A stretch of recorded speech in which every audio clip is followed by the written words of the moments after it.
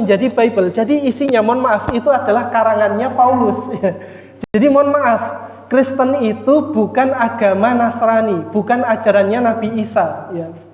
Nasrani kan diambil dari kampung Nazaret. Versi Arabnya adalah Nasiroh. Oleh karena itu para pengikutnya Nabi Isa, ya, yang 12 muridnya itu, yang di dalam Bible disebut dengan 12 disciples, ya, 12 murid setianya Nabi Isa, atau orang-orang Kristen nyebutnya Jesus Christ itu, ya.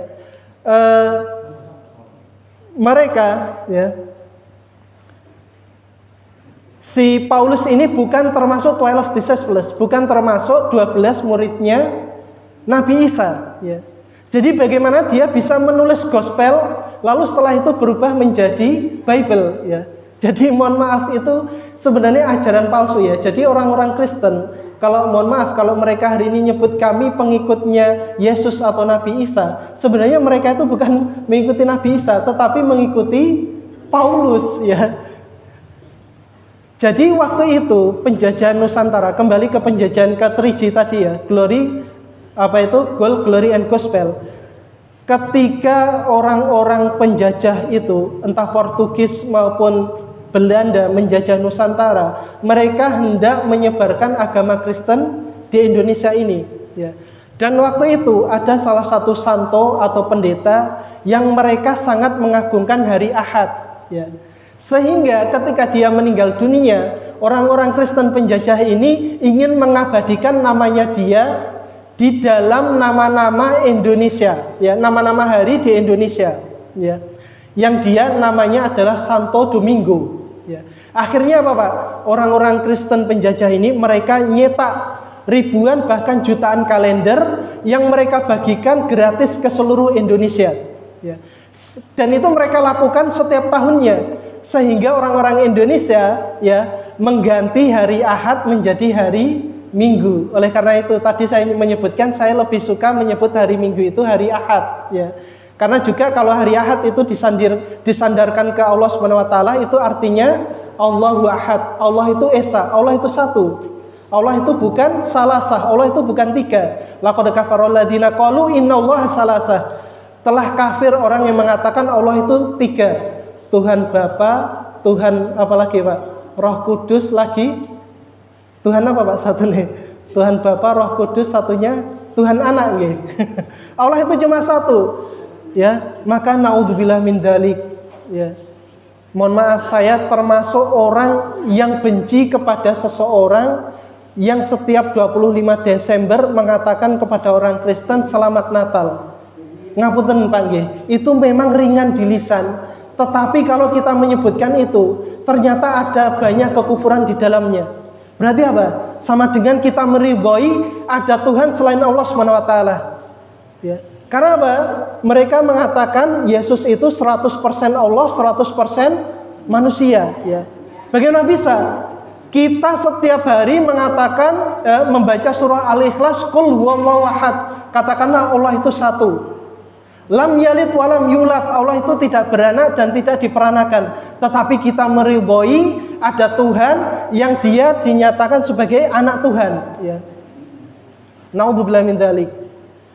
Apalagi Allah SWT mengatakan di dalam surah Al-Imran ayat yang ke-18, ya, inna dina indallahil Islam. Satu-satunya agama yang diterima di sisi Allah SWT adalah Islam. Wa may yabtaghi ghairal islami dinan fala yuqbala min wa huwa fil akhirati minal khasirin. Surah Al-Imran ayat 85. Barang siapa yang mencari agama selain Islam, ya, maka di akhirat mereka termasuk khasirin, orang-orang yang merugi, ya. Naudzubillah min dzalik. Jamaah rahimakumullah, ya. Kembali ke bulan haram dan bulan Sya'ban tadi, ya. Hendaknya kita menggunakan waktu kita sebaik-baiknya. Jadi nggak ada, Pak, waktu sial, ya. Kalau kan banyak orang, ya, mengatakan waktu-waktu tertentu itu sial, ya. Bahkan mereka mengatakan waktu sial nggak ada di kalender, ya. Waktu sial datangnya tiba-tiba. Mumpung kita berada di awal tahun, kita muhasabah. Waktu kita insya Allah itu semuanya adalah waktu keberuntungan, selama kita menggunakannya di jalan Allah Subhanahu wa taala. Selama kita memanfaatkannya dengan sebaik-baiknya. Fa idza faraqta fansob. Kalau kalian sudah mulai longgar, maka fansob, mulailah gunakan itu waktu itu untuk amalan yang lain, ya. Jadi Allah itu memerintahkan kita untuk menggunakan waktu kita untuk hal-hal yang bermanfaat, ya. Kalau kita waktunya sudah mulai longgar, maka gunakan dengan amalan yang lain yang bermanfaat, ya. Contoh, kalau habis isya, ya, waktu kita sudah longgar, tapi wes kesel, maka gunakan yang bermanfaat. Apa Pak kira-kira? Ya turu, ya, istirahat untuk menyiapkan diri untuk bangun nanti pertengahan malam atau sepertiga malam, ya. Kemudian kita sholat, setelah sholat zikir, doa pada Allah, nangis mengadu, ya, selama ini hidup kita sempit, ya. Jadi Pak, hendaknya tiap hari itu kita ada waktu khusus nangis kepada Allah Subhanahu Wa Taala. Ibu-ibu wonten Pak, wonten Bu, waktu khusus tiap hari untuk nangis kepada Allah. Hendaknya kita ada Bu, nggih. Bapak-bapak juga seperti itu, apalagi bapak-bapak, nggih. Tiap hari nyari nafkah, ya, berat, mulai ning omah diomeli bojone, nggih. Kata Kiai Anwar Zaid, nggih, rata-rata ning kampungi sing mati dhisik sing lenang, nggih. Wis golek penguripan berat ning omah amen diomeli karo bojone, nggih. Ya enggak juga, nggih. Ya kadang sing ninggal oke. Di kampung itu yang ninggal perempuan duluan, nggih. Bisa jadi ditekan karo sing lenang, nggih. Ya itu kondusif lah, kondisional, ya. Tergantung bagaimana mereka menjalani hidup mereka, ya. Kemudian apa? Kalau kita tidur lebih awal, Pak, kita nanti insya Allah lebih siap untuk sholat subuh, ya. Meskipun nanti mungkin nggak sholat tahajud, nggak sholat witir, ya. Minimal apa? Nanti ketika sholat subuh kita sudah fresh. Beda, nggih. Kalau bar sholat isya malah nongkrong teng warung mulai jam 2 bengi, ya. Kira-kira nanti sholat subuh sambil teklak-tekluk, ya. Habis sholat subuh nggak sempat terus sobah, zikir pagi, ya. Seperti tadi yang kami sampaikan, zikir pagi ada 20 bahkan lebih zikir, ya. 20 zikir lebih, ya. Kemudian nanti malah nyambet gawene berat, ya. Jadi terkadang Rasulullah itu Pak, Bu, kalau habis isya beliau nggak punya urusan, beliau memilih untuk naum, beliau memilih untuk tidur, ya. Dan itu hukumnya sunnah, nggih.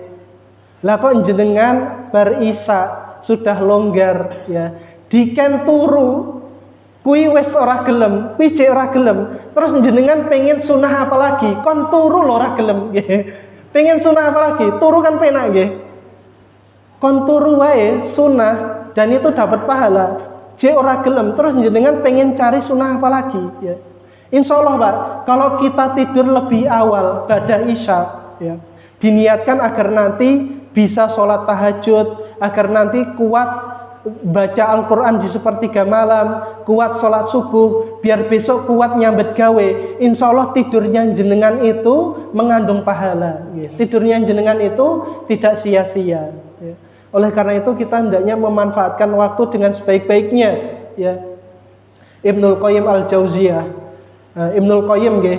Karena ada ulama itu yang hampir sama namanya dengan Ibnul Qayyim Al-Jauziyah, yaitu Ibnul Jauzi, ya. Kalau Ibnul Qayyim ini muridnya Ibnu Taimiyah dan dia satu leteng dengan Ibnu Katsir. Ibnu Katsir pengarang kitab Qur'anul Azim, ya, atau tafsir Ibnu Katsir.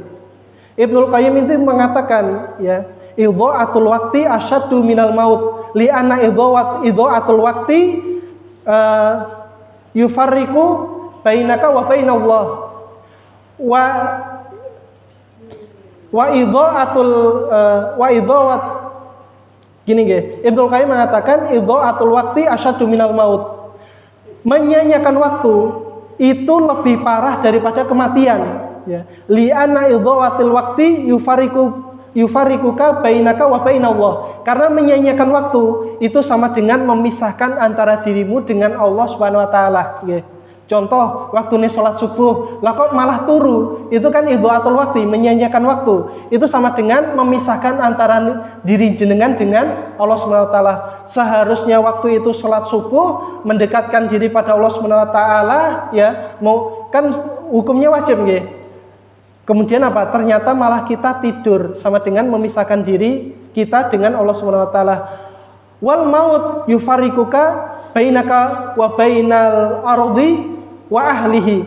Sedangkan kematian itu cuma memisahkan antara dirimu ya dengan bumi dan isinya. Jadi kalau kita menyanyiakan waktu itu memisahkan antara kita dengan Allah. Kalau kita mati itu memisahkan antara diri kita dengan bumi dan isinya.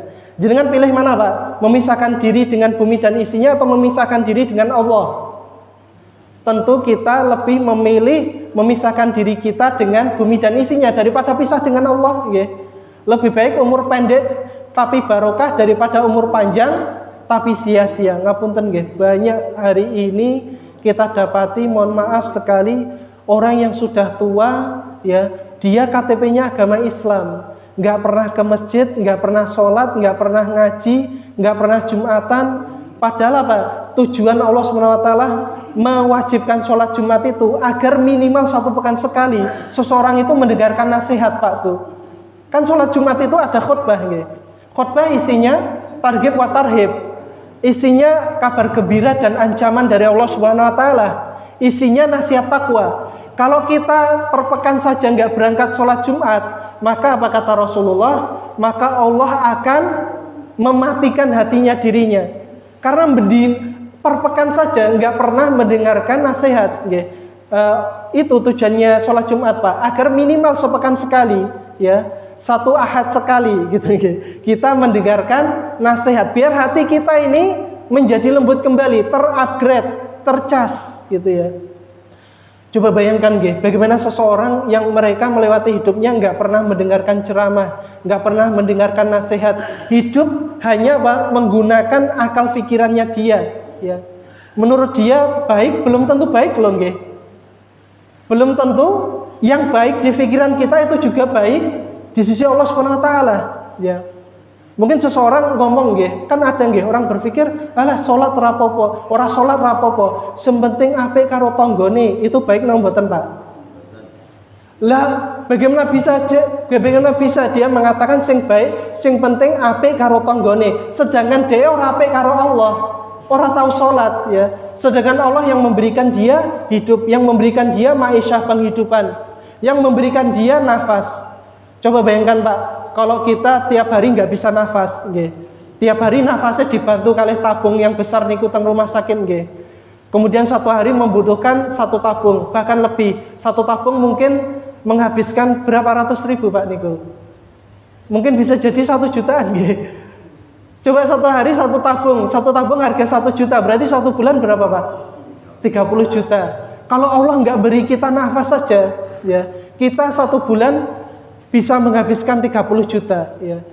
Itu loh suruh sholat, sujud kepada Allah nggak mau. Terus dia mengatakan, sholat rapopo yang penting apik karo tanggane. Itu salah Wong dia loh sama Allah saja nggak apik, lah kok dia ngomong apik karo tanggane Sama Rabbul Alamin, pemilik semesta alam saja nggak baik, lah kok dia mengatakan apik karo makhluk ya. Ini pemikiran yang menurut dia apik tapi sajane ora apik ya. Kembali ke pemanfaatan waktu. Abu Bakar As-Siddiq mengatakan ya, innallaha hakun. Allah itu memiliki hak bin nahari layak baluhu fil lail. Allah itu memiliki hak di waktu siang yang hak itu tidak Allah terima di waktu malam. Walillahi hakun bil lail layak baluhu bin nahar. Dan Allah memiliki hak di waktu malam yang Allah tidak terima di waktu siang. Contohnya apa Pak? Salat ya.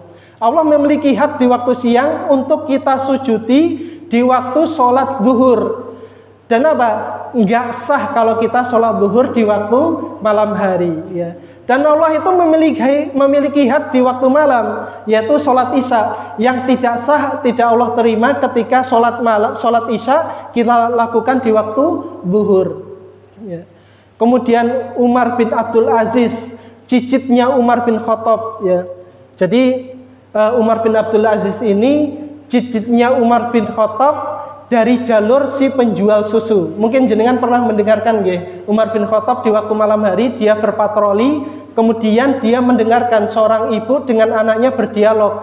Dua-duanya penjual susu. Ibunya mengatakan kepada anaknya, ya, "Nduk, ya, karena anaknya perempuan, "Nduk, iki susune dicampuran dengan air putih, ben jumlahnya semakin banyak." Tetapi anaknya mengatakan, ya, wahai ibuku, ya Umi, wahai ibuku, Allah SWT menyaksikan, ya. Kemudian Umar bin Khattab itu mendengarkan secara mindi-mindi, Pak, secara tersembunyi dia mendengarkan dialog antara anak dan ibu ini.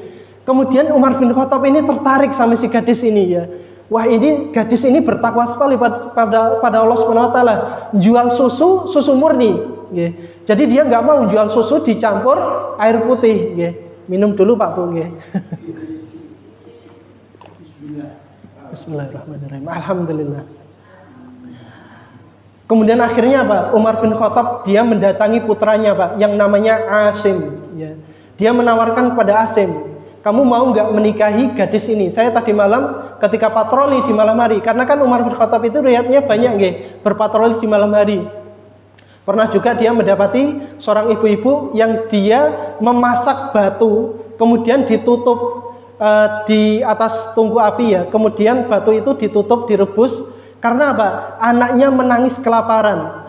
Ketika dibuka ternyata isinya batu. Kenapa dia memasak batu? Ben anake semuanya berhenti menangis. Dikiranya ibu lagi masak bubur, masak gandumnya. Nah, kali ini Umar bin Khattab dia berpatroli malam mendapati gadis penjual susu. Kemudian dia tawarkan ke putranya yang namanya Asim, kalau kamu nggak mau nikahin dia, nanti saya yang nikahin, ya. Kata Umar bin Khattab. Kan kadang gitu Pak nggih. Ono bapak nawari ke anak, gelem ra nikahi gadis ini, lek ora tak nikahi dhewe, gitu nggih. Itu sah napa mboten? Ya sah, ya. Tergantung gadise gelem napa mboten kalih jenengan. Lek jenengan sawai kathah mungkin gadise purun nggih. Kemudian akhirnya Pak, oleh Asim ini dinikahi gadis penjual susu ini. Dan dari gadis penjual susu ini melahirkan seorang anak namanya Fatimah. Dan dari Fatimah ini akhirnya dinikahi oleh salah seorang khalifah, saya lupa apakah itu Abdul Malik maupun Marwan, saya lupa. Dan dari pernikahan Fatimah ini memiliki anak namanya Umar bin Abdul Aziz. Umar bin Abdul Aziz ini dia akhirnya menjadi seorang khalifah selama kurang lebih 2 tahun, sama seperti Abu Bakar. Abu Bakar kan menjadi khalifah Amirul Mukminin selama 2 tahun pula. Kalau Umar bin Khattab selama kurang lebih 30 tahunan, ya. Nah, kemudian akhirnya apa? Umar bin Abdul Aziz ini merupakan khalifah yang adil. Bahkan ketika dia awal kali, ya pertama kali diangkat menjadi khalifah, dia itu khutbahnya bukan ke manusia, Pak. Khutbahnya ke serigala yang ada di padang rumput. Dia khutbahnya gimana, Pak? Selama saya menjadi khalifah, haram bagi kalian wahai serigala-serigala yang liar memakan domba-domba milik orang penggembala, ya. Selama dia jadi khalifah, nggak ada Pak serigala liar itu memakan domba-domba milik penggembala, ya. Baru diketahui Umar bin Abdul Aziz meninggal dunia, otomatis dia udah nggak menjadi khalifah lagi. Ketika apa Pak? Ketika ada penggembala mendapati dombanya dimakan oleh serigala. Jadi kan akadnya sudah selesai Pak nggih. Tadi akadnya khalifah dengan serigala apa Pak? Selama dia jadi khalifah, serigala-serigala liar haram memakan domba-domba milik penggembala. Jadi kan kalau Umar bin Abdul Aziz selaku khalifah dia sudah meninggal dunia, berarti kan akadnya dia dengan serigala sudah putus nggih, sudah selesai. Akhirnya semenjak Umar bin Abdul Aziz meninggal dunia, itu serigala-serigala mulai berburu domba-domba milik penggembala lagi nggih. Itu Pak. Orang bertakwa itu seperti itu nggih. Serigala saja itu tunduk pada dia, ya. Seperti ketika Nabi Sulaiman diangkat menjadi raja nggih. Karena kan Sulaiman ketika diangkat menjadi raja, dia bukan cuma memimpin manusia, ya. Bahkan jin, hewan-hewan itu semuanya Allah tundukkan untuk Nabi Sulaiman. Tentunya atas izin Allah SWT, bukan atas kekuatannya atau keutamaannya Nabi Sulaiman. Semuanya atas izin Allah SWT. Ya.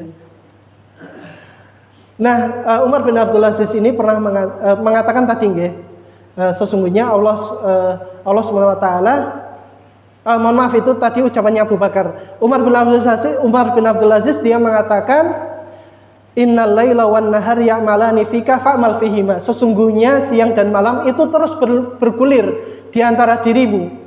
Oleh karena itu beramalah di waktu siang dan malam. Karena Pak, sesungguhnya kita itu sebenarnya adalah kumpulan hari-hari.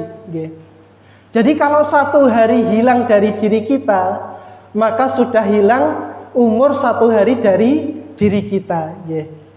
Makanya kalau matahari tenggelam itu sebenarnya hendaknya kita langsung muhasabah, Pak. Hari ini tadi amalan apa yang sudah kita lakukan, yang amalan ini bisa kita banggakan kelak untuk menghadap Allah Subhanahu wa taala. Jadi kan pernah, Pak, bermuhasabah, introspeksi diri seperti itu.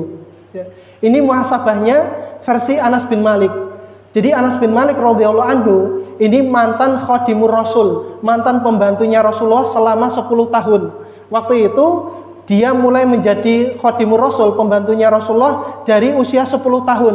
Karena waktu itu dibawa oleh ibunya menghadap Nabi, kemudian ibunya ini mengatakan kepada Nabi, "Wahai Rasulullah, saya hadiahkan putra saya untuk menjadi pembantunya jenengan," gitu ya.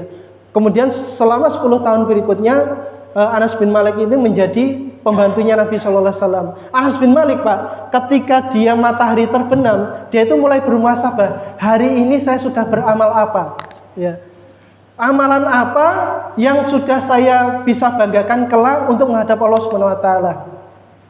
Agar apa, Pak? Agar setiap hari itu, ketika pergantian hari, kita mulai beribadah dengan semangat baru, nasyatul ibadah, semangat ibadah yang baru. Ya. Kan pergantian hari itu bukan jam 00, Pak Bungge. Pergantian hari secara Islam itu adalah ketika maghrib, ketika ghorobas syams, ketika matahari terbenam. Jadi sangat salah kalau jenengan mengira pergantian hari itu jam 00, lewat jam 12 malam. Ya. Pergantian hari itu adalah ketika waktu maghrib. Ya. Jadi nanti kalau adzan maghrib sudah berkumandang, ya nanti maka itu sudah masuk hari Senin. Biasanya kita nyebutnya apa malam Senin, ya. Jadi kalau malam Senin itu sebenarnya sudah hari Senin. Makanya kan kalau kita memasuki awal Ramadan, seumpama besok sudah 1 Ramadan, waktunya kita saum Ramadan. Biasanya malamnya apa, Pak? Sudah tarawih, ya. Sudah tarawih, sudah witir. Karena apa? Di waktu malam itu sudah memasuki malam Ramadan.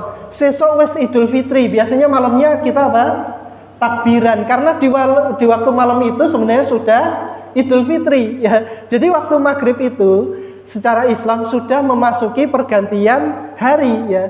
Jadi pergantian hari itu bukan jam 00, bukan lewat jam 12 malam. Ya. Kemudian jamaah rahimakumullah, Imam Asy-Syafi'i rahimahullah, beliau pernah berdialog dengan salah seorang sufi, ya. Jadi salah seorang yang berakidah Asy'ariyah. Beliau ini termasuk sebenarnya orang yang tidak setuju muamalahnya orang-orang sufi, karena banyak orang-orang sufi itu yang secara furu'iyah amalannya mereka, mohon maaf, salah, ya. Jadi mereka tidak mengkaji secara fikihnya.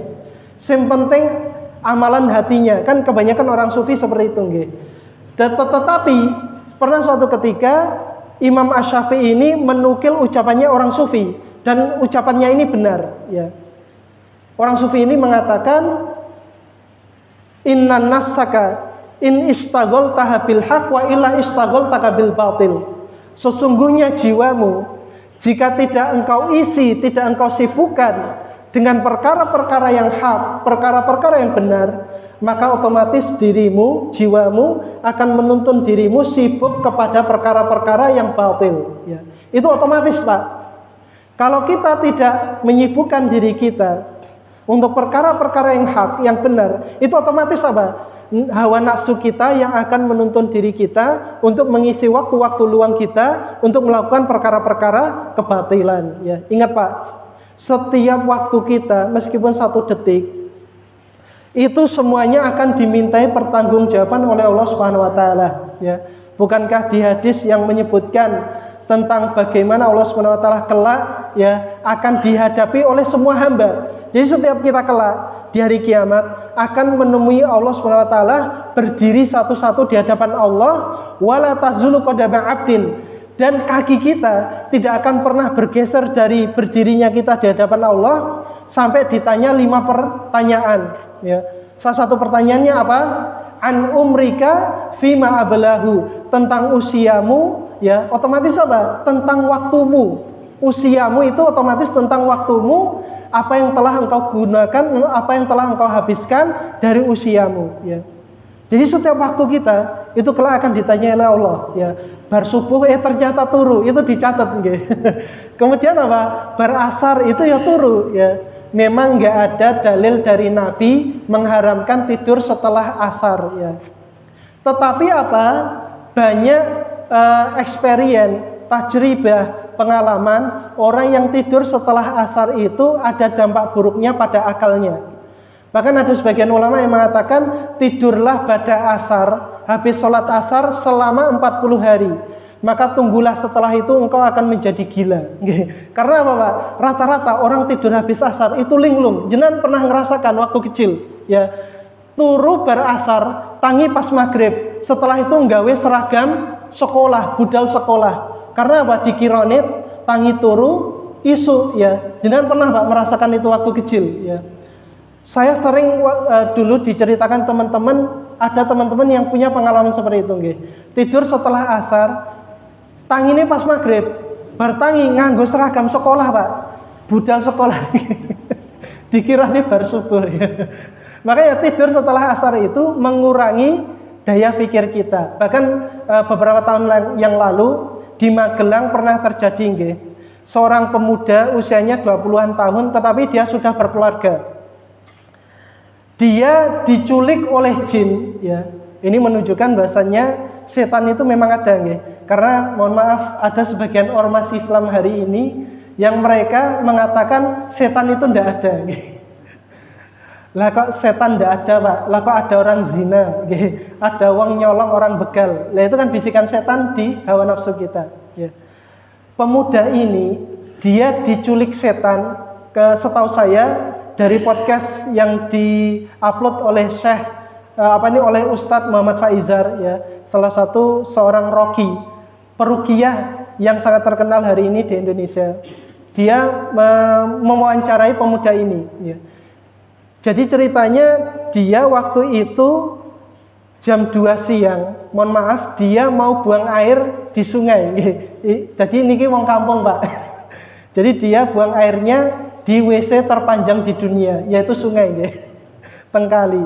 Nah, ketika dia sudah buka baju, kemudian mau di pinggiran sungai, tiba-tiba katanya tengkuknya ini seperti ada yang memukul. Dan setelah dia terpukul, dia itu nggak sadarkan diri. Dan bangun-bangun, dia mendapati dunianya dia itu gelap ya, seperti mau maghrib atau pada subuh Pak. Ya. Kan mau maghrib itu biasanya kita dapati dunia itu seperti gelap ngoten nggih. Dan dia dapati bangun-bangun itu seperti gelap. Dan dia berjalan nggih, berjalan tanpa bisa menengokkan muka ke kanan dan ke kiri. Dan dia melihat di depannya ada laki-laki dan wanita yang berbaris ikut berjalan sama dia, tetapi mukanya semuanya sama katanya nggih. Kemudian 3 hari kemudian kan akhirnya orang sekampung itu nyari Pak. Nyari didapati dia itu di kumpulan wet pring ya. Dan waktu itu yang bisa melihat cuma ibunya. Kan itu ada videonya ya. Nanti bisa jenengan cari di YouTube. Ibunya itu ngomong, "Kayak lo anakku" gitu. Sambil manggil le gitu ya. Tapi orang-orang kampung nggak ada yang melihat Pak. Karena memang seperti itu ya. Dunia jin itu tersekat antara dunia kita. Kemudian setelah dia terbebas dari penculikan ini, ditanya oleh Ustadz Muhammad Faizar ya, "Kenapa sampai kamu bisa diculik jin?" Ternyata apa Pak? Dulu sebelum saya diculik jin itu, saya hampir tiap hari itu tidur ba'da asar. Jadi tidur ba'da asar itu adalah tidur yang disukai oleh setan ya. Bedakan nggih antara iblis, setan dan jin. Kalau iblis itu tokoh dari kalangan jin, kalau setan itu sifatnya nggih. Jadi setan itu sifat yang bisa dimiliki oleh kalangan jin maupun iblis. Makanya Pak, lek wonten tiang engkang nguanyelke, biasanya kita nyebut apa Pak? Dasar setan ya. Karena setan itu bukan cuma dari kalangan jin, setan dari kalangan manusia juga ada nggih. Buktine iso nilap duit negara 300 triliun nggih. Yang lagi viral nggih. 300 triliun cuma di penjara 6,5 tahun. Tapi sing nyolong pitik wis digebuki ya, hampir mati di penjara ya, bisa sampai 7 tahun 10 tahun nggih. Ya itulah tidak adilnya hukum manusia nggih. Kemudian kembali ke pemanfaatan waktu ya. Allah SWT menciptakan kita untuk beribadah kepadanya semata, ya. Wa ma khalaqtul jinna wal insa illa liya'budun. Surah napa Pak Bu? Ini ayat yang sangat masyhur di telinga kita. Tidaklah aku ciptakan manusia dan jin dan manusia kecuali untuk beribadah kepada diriku. Dan Allah juga berfirman di dalam surah Al-Mu'minun ayat yang ke-115, afahisibtum annama khalaqnakum abasa wa annakum ilaina la turja'un. Apakah kalian kira kami menciptakan dirimu untuk perkara sia-sia dan kalian mengira bahasanya kalian tidak akan dikembalikan kepada diri kami. Jadi karena tujuan utama kita dihidupkan oleh Allah SWT di dunia ini untuk beribadah, otomatis Pak, hendaknya setiap waktu kita gunakan untuk beribadah meskipun kui nyambet gawe, Pak nggih. Ini terutama bapak-bapak nggih. Karena karena kewajiban utama mencari ma'isyah penghidupan itu adalah laki-laki nggih, secara syariat. Jadi Bu, tugasnya jenengan secara syariat niku sebenarnya cuma dua nggih. Macak kalih mana nggih. Macak kalih mana Bu. Tetapi kalau jenengan pengen nyari duit niku harus atas seizin suami nggih. Begitu juga jenengan mau ke masjid, itu sebenarnya sholat utama wanita itu musolahnya adalah di rumah. Tetapi apa?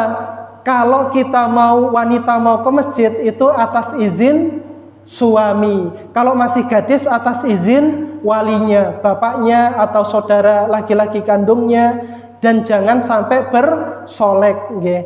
Ngapunten ibu-ibu lewes tua bersolek malah medeni Bu nggih. Lek masih gadis itu malah jadi fitnah bagi jamaah laki-laki. Lek sudah tua ngapunten malah ngedeni jamaah laki-laki nggih. Ya nggak usah bersolek nggih.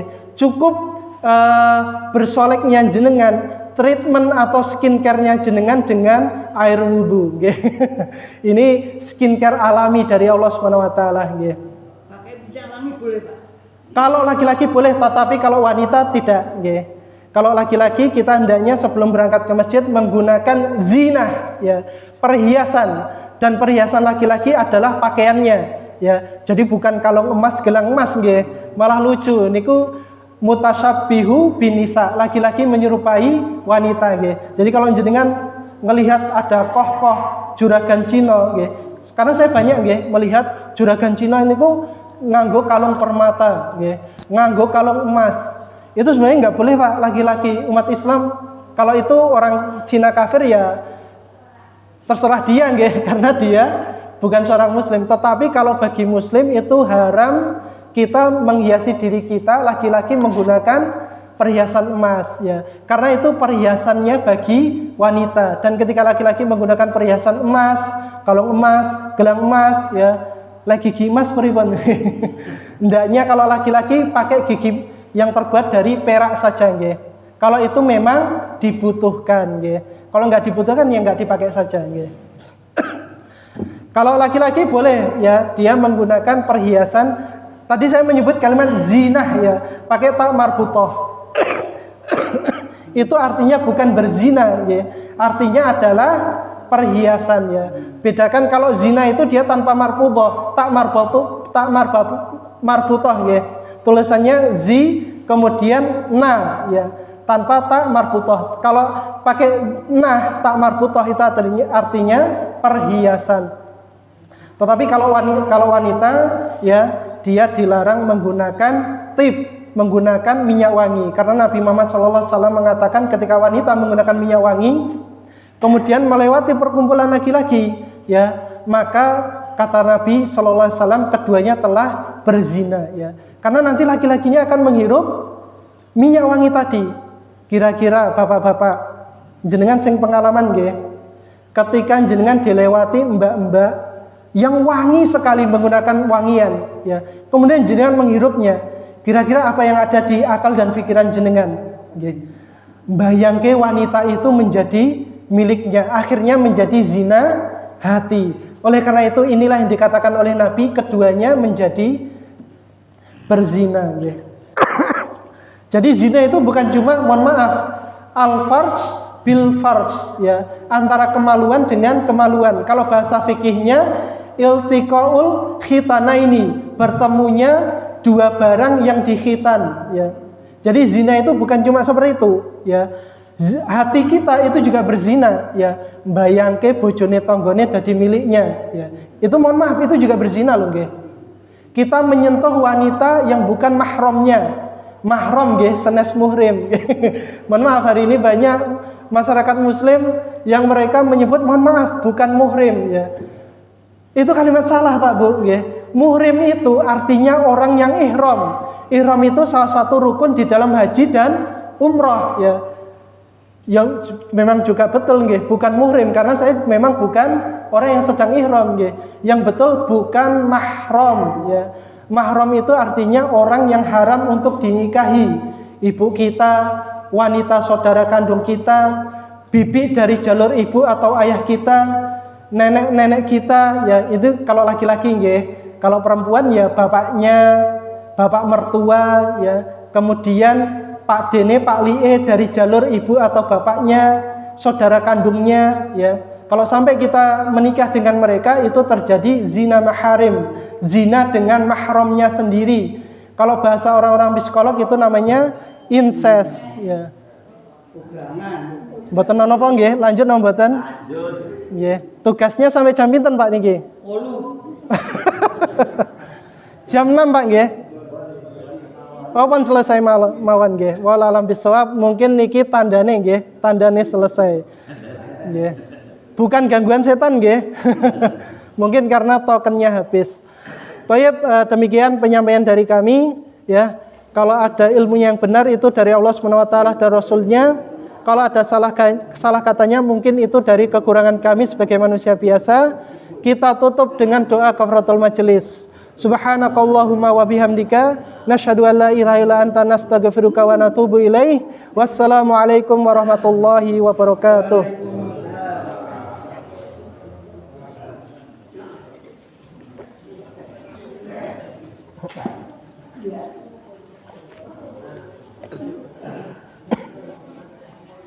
Ya. Salaman dengan teman kantor atau teman sekolah wanita itu dia bersalaman boleh tidak? Jadi gini Pak, saya buka mulai dengan fikih ya. Salah satu yang